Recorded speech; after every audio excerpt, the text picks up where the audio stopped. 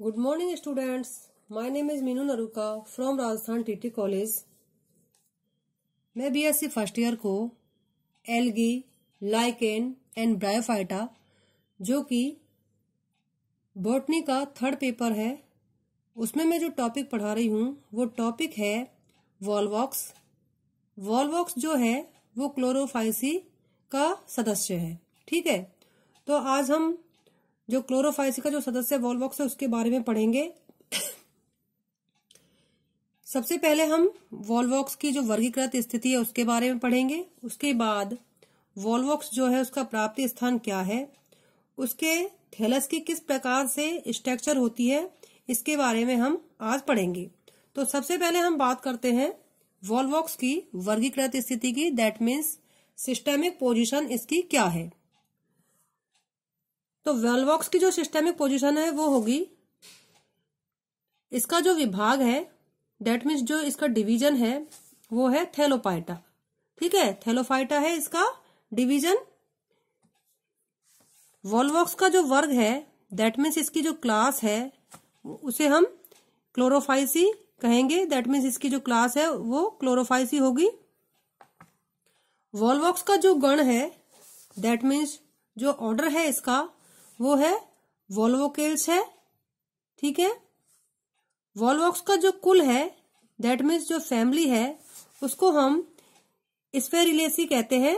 इसके अलावा वॉल्वॉक्स की जो फैमिली है उसको हम वॉल्वोकेसी भी कह सकते हैं। दैट मीन्स जो वॉल्वॉक्स की जो फैमिली है उसको हम स्फेरिलेसी भी याद रख सकते हैं और वॉल्वोकेसी भी याद रख सकते हैं। वॉल्वॉक्स का जो जीनस है दैट मीन्स इसका जो वंश है वो वॉल्वॉक्स है। इसके अलावा जो वॉल्वॉक्स की जातियां हैं वो कई प्रकार की इसमें जातियां पाई जाती हैं। दैट मीन्स एक जाति इसकी होती है ग्लोबेटर।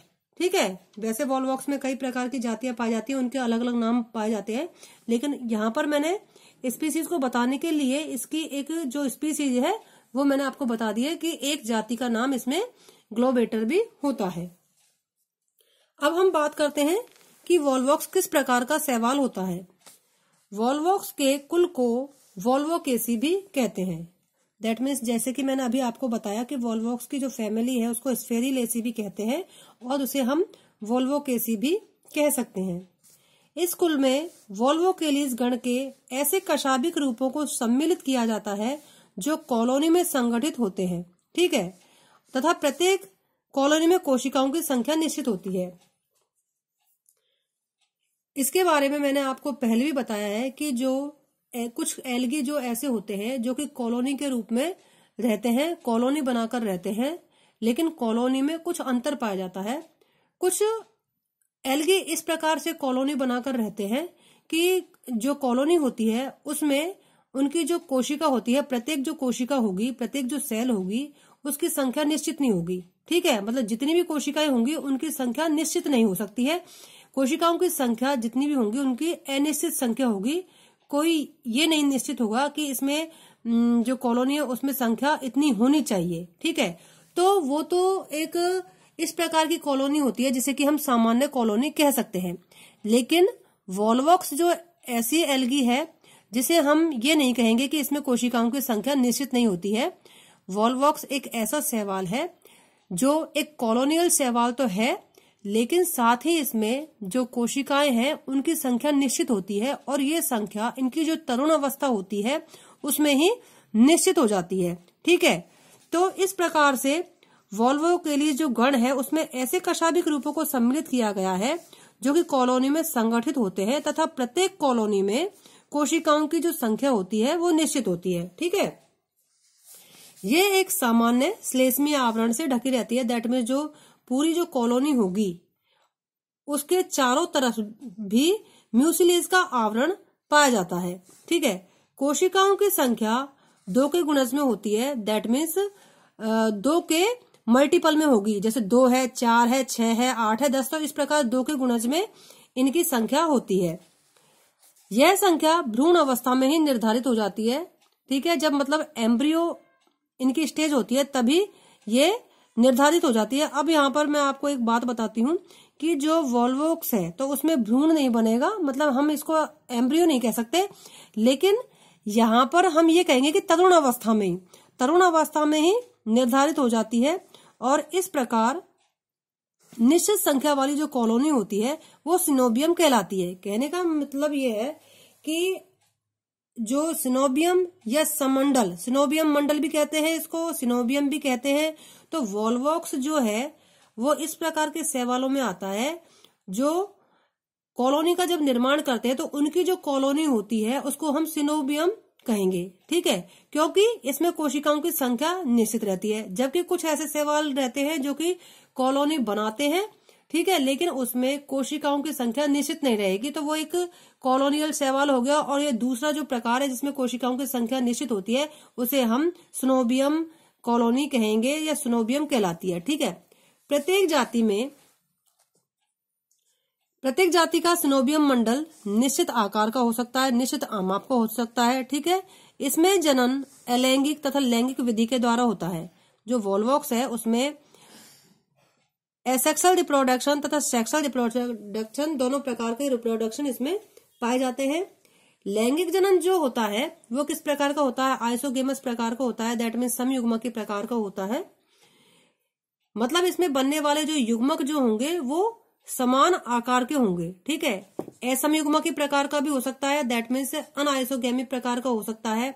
इसी प्रकार विषम युग्मकी प्रकार का हो सकता है। कहने का मतलब यह है कि इसमें सेक्सुअल रिप्रोडक्शन की जो प्रक्रिया होती है वो आइसोगेमस, एनाइसोगेमस तथा हेट्रोगेमस प्रकार का हो सकता है। आइसोगेमस, अनाइसोगेमस तथा हेट्रोगेमस क्या होता है ये मैंने आपको पिछली जो वीडियोस है उसमें बता दिया है। अब हम बात करते हैं कि वॉल्वोक्स का प्राप्ति स्थान क्या है। वॉल्वोक्स जो है स्वच्छ जल में रहता है, मतलब ये फ्रेश वाटर में पाया जाता है, कशाभिका युक्त होता है, दैट मीन्स ये जो शैवाल है, ये वाली जो शैवाल है वॉल्वोक्स की, इसकी जो प्रत्येक कोशिका जो होगी, प्रत्येक सेल जो होगी उसमें कशाभिकाएं पाई जाती हैं, दैट मीन्स फ्लैजिलेट पाए जाएंगे, इसमें फ्लैजिला पाई जाएंगी, मतलब कि ये फ्लैजिलेटेड होंगे। इसके अलावा कॉलोनियल शैवाल है, जैसे कि मैंने आपको बताया कि ये सिनोबियम कॉलोनियल शैवाल है। ये ठहरे हुए पोखर में, तालाब में, झील में आदि जल पर ऑल्पिन के हेड के रूप में तैरते हुआ पाया जाता है। कहने का मतलब यह है कि इसकी जो कॉलोनी है वो ऑल्पिन का जो हेड होता है, ऑल्पिन का जो सिर होता है उसके समान जल के अंदर दिखाई देती है। मतलब पोखर, तालाब और झील का जो भी जल होगा तो उसमें जब इसकी कॉलोनी दिखाई देगी तो वो कैसी दिखाई देती है, जैसे ऑल्पिन का हेड जो होता है ना, ऑल्पिन का जो सिर होता है उसके समान इसकी कॉलोनी दिखाई देती है और पानी में तैरता हुआ ये दिखता है। इनकी संख्या अधिक होने पर जल हरा भी दिखाई देता है, ठीक है। इसके अलावा वॉल्वोक्स का एक इम्पोर्टेंट प्रश्न बनता है, आपसे पूछा जा सकता है कि ऐसी कौन सी एल्गी है जिसे कि वॉल्वियर कहते हैं, ऐसी कौन सी एल्गी है जिसे रोलिंग एल्गी कहते हैं, या ऐसी कौन सी एल्गी है जिसे कि लुढ़कनी गेंद कहते हैं, ठीक है। तो वॉल्वोक्स को रोलिंग एल्गी कह सकते हैं, वॉल्वियर कह सकते हैं, ठीक है, और इसके अलावा लुढ़कनी बॉल भी इसको कह सकते हैं। यह शैवाल बसंत, गर्मी तथा वर्षा ऋतु में सबसे अधिक पाया जाता है। मतलब सर्दी की जो ऋतु होती है उसमें ये जो शैवाल है बहुत कम देखने को मिलता है, लेकिन बसंत ऋतु में, गर्मी ऋतु में और जो वर्षा है उसमें, बारिश में ये बहुत दिखाई देता है। अब हम बात करते हैं कि जो वॉल्वोक्स है उसकी जो थैलस स्ट्रक्चर है वो किस प्रकार से होगी। सबसे पहली बात तो ये है कि इसमें एक इम्पोर्टेंट प्रश्न बना कि वॉल्वियर किसे कहते हैं और रोलिंग एल्गी किसे कहते हैं, और इसके अलावा एक प्रश्न बना कि सिनोबियम कॉलोनी की है ये एल्गी या सामान्य कॉलोनी का है। तो वॉल्वोक्स का दूसरा प्रश्न बना कि सिनोबियम कॉलोनी बनाने वाला शैवाल कौन सा है। तो और भी है लेकिन वॉल्वोक्स इसका अच्छा एग्जाम्पल है। इसके अलावा एक एग्जाम्पल, इंपॉर्टेंट एग्जाम्पल ये भी है, इसका एक दूसरा प्रश्न ये भी है कि ऐसी कौन सी एल्गी है जिसमें कि पोलैरिटी पाई जाती है, मतलब ध्रुवता देखने को मिलती है। तो उसमें भी एग्जाम्पल हम वॉल्वोक्स का दे सकते हैं कि वॉल्वोक्स एक ऐसी एल्गी है जिसमें कि पोलैरिटी देखने को मिलती है। तो इसे हम किस आधार पर समझेंगे, इसको जो थैलस स्ट्रक्चर है उसके आधार पर समझेंगे। वॉल्वॉक्स एक कॉलोनियल शैवाल है, जैसा कि मैंने अभी आपको बताया है। इस कॉलोनी की आकृति कैसी होती है? अंडाकार या गोलाकार हो सकती है। दैट मीन्स ये अंडाकार भी हो सकती है और गोलाकार भी हो सकती है। यह कॉलोनी भीतर से खोखली होती है। अब इसको हम कैसे समझेंगे कि जैसे बॉल होती है, तो बॉल जो होती है तो वो अंदर से खोखली होती है और उसकी जो परिधि होती है उस पर अगर कोशिकाओं को सेट कर दिया जाए तो इस प्रकार से, या फिर हम इस प्रकार से भी इसको समझ सकते हैं, जैसे बॉल है और बॉल में अगर बहुत सारे ऑलपिन उसमें लगा दिए जाए तो इस प्रकार से परिधि पर ये पाई जाती है, इसकी प्रत्येक कोशिका पाई जाती है और कॉलोनी का निर्माण करती है। तो यह कॉलोनी कैसी होती है? भीतर से खोखली होती है। वॉल्वॉक्स में ध्रुवता पाई जाती है, ध्रुवता देखने को मिलती है। दैट मीन्स पॉलरिटी इसमें देखने को मिलती है, अर्थात इसके अग्रश्रेय, ठीक है, तथा पश्च श्रेयों का स्पष्ट विभेदन दिखाई देता है। कहने का मीन्स ये है, पॉलरिटी का मतलब ये है कि इसका अग्रभाग और पश्च भाग में अंतर किया जाता है, ठीक है। इसी कारण हम ये कहेंगे कि वास्तव में जो वॉल्वॉक्स है उसमें पॉलरिटी देखने को मिलती है। अब हम पता कैसे करेंगे कि वॉल्वॉक्स का अग्रसिरा कौन सा है और पश्च सिरा कौन सा है? तो अग्रसिरा इस भाग में केवल काय कोशिकाएं पाई जाती हैं, दैट मीन्स वेजिटेटिव सेल ही पाई जाती है और जिनका जो आई स्पॉट होता है वो बड़ा होता है, ठीक है। जबकि पश्च सिरे पर पश्च सिरा वाला जो भाग होता है उसमें प्रजनन कोशिकाएं पाई जाती है, दैट मीन्स रिप्रोडक्टिव ऑर्गन वाली,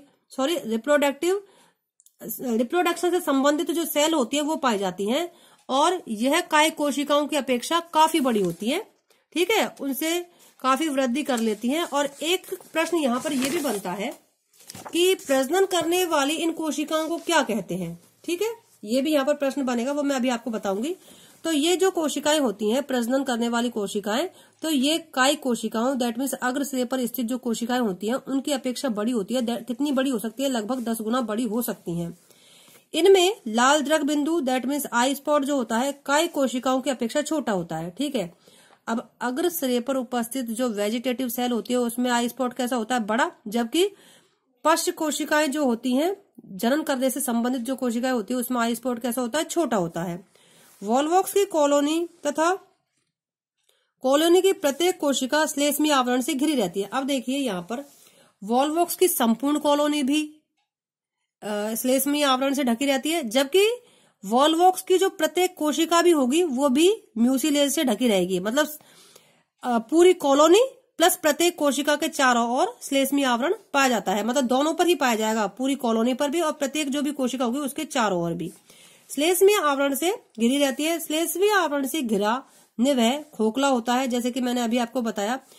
जो खोखली जो जगह होती है उसमें क्या भरा होगा? जो उसमें जल तथा श्लेष्मीय पदार्थ भरा रहता है। इसको हम इस तरीके से समझ सकते हैं, जैसे बॉल है तो उसकी जो अंदर खोखली वाली जो जगह होती है, अंदर से जो खोखली आएगी उसमें जल तथा म्यूसिलेज जो पदार्थ होगा वो भरा होता है। निवह की सभी कोशिकाएं परिधि पर एक परत के रूप में विन्यासित रहती है, जैसे कि मैंने अभी आपको बताया कि जैसे बॉल है उसमें उस जो परिधि है उसमें ऑलपिन लगाती जाए तो इस प्रकार से पूरी बॉल को ऑलपिन से भर दिया जाए तो इस प्रकार से परिधि पर व्यवस्थित होकर प्रत्येक कोशिका इस सिनोबियम कॉलोनी का निर्माण करती है। इसके अलावा जैसे कि मैं अभी आपको बता रही थी कि इसमें एक प्रश्न और बनता है कि वॉल्वॉक्स में पश्च सिरे पर पाई जाने वाली जो कोशिकाएं जो होती हैं उन्हें क्या कहा जाता है, या जनन करने वाली जो कोशिकाएं होती हैं वॉल्वॉक्स में उन्हें क्या कहा जाता है। या फिर आपसे ये पूछा जा सकता है कि गोनिडिया सेल किसमें पाई जाती हैं, या गोनिडिया सेल किस एल्गी का एग्जाम्पल है, तो आप उसमें वॉल्वॉक्स कहेंगे कि जो वॉल्वॉक्स है उसमें जनन करने वाली जो कोशिकाएं होती हैं अर्थात पश्च सिरे पर पाई जाने वाली जो कोशिकाएं हैं उनको गोनिडिया कहा जाता है। तो इस प्रकार वृत्ताकार कॉलोनी में अनेक कोशिकाएं जीव द्रव्य तंतु के द्वारा जुड़ी रहती है। ये भी एक इसका एग्जाम्पल है, मतलब इसका लक्षण कहेंगे हम, इसका कैरेक्टर कहेंगे। जैसे आप इस डायग्राम में देखिए कि ये वॉल्वॉक्स की कॉलोनी है और इसमें चारों तरफ श्लेष्मीय आवरण है और ये इसकी प्रत्येक कोशिका है जो कि परिधि पर व्यवस्थित है, लेकिन इसमें प्रत्येक कोशिका में कशाभिका है। इसके अलावा ये जो प्रत्येक कोशिका है एक दूसरे से जो जीव द्रव्य तंतु जो होते हैं उनके द्वारा आपस में जुड़ी रहती हैं, ठीक है, और इनके चारों ओर भी श्लेष्मीय आवरण पाया जाता है। प्रत्येक कोशिका के चारों ओर श्लेष्मीय आवरण पाया जाता है। तो आज के लिए बस इतना ही, आगे हम कल पढ़ेंगे। Thank you.